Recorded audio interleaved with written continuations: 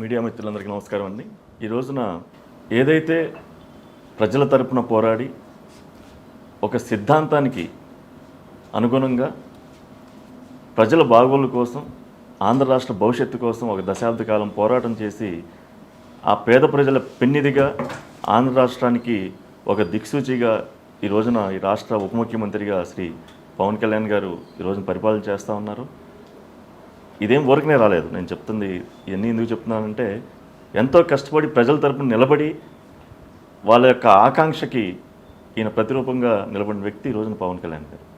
ఆయన మీద మీరు జడా శ్రావణ్ కుమార్ గారు మరి ఇప్పుడే మా పెద్దలు చెప్తా ఉన్నారు, మేజిస్ట్రేట్గా చేశారు ఇంతకుముందు, మరి న్యాయవాద వృత్తిలో ఉన్నారు అని చెప్పి.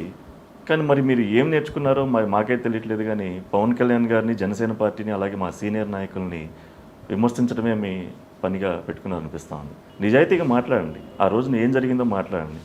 అంతేగాని ఇలాంటి అవాకులు చవాకులు మీరు పేలితే, ఎందుకంటే మా అధ్యక్షులు పవన్ కళ్యాణ్ గారు ఎప్పుడు చెప్తూ ఉంటారు, మీరు పాలసీ డివేట్ చేసి మాట్లాడద్దు, పాలసీ ప్రకారం ఉండండి మీరు అని చెప్పి. అదే క్రమశిక్షణతో మా జనసేన పార్టీ నాయకులు కానీ, మా కార్యకర్తలు కానీ మేము అదే క్రమశిక్షణతో పవన్ కళ్యాణ్ గారి ఆదేశాల ప్రకారం ఉంటాం. కానీ మీరు మిమ్మల్ని ముందు నడిపించినటువంటి మీ వైఎస్ఆర్సీపీ పార్టీ ఏదైతే ఉందో వాళ్ళకు కూడా ఒకటే చెప్తా ఉన్నాం, ఇలాంటి వాటికి జనసేన పార్టీ బెదరదు. దేనికంటే ప్రజలకు తెలుసు మీరు నిజంగా అలాంటి ఆ రోజు 2021లో జరిగితే మరి అప్పుడెందుకు మాట్లాడలేదు మీరు? మరి అప్పుడు మీరు ఆదరించిన పార్టీ ఉంది కదా, మరి అప్పుడెందుకు మాట్లాడలేదు?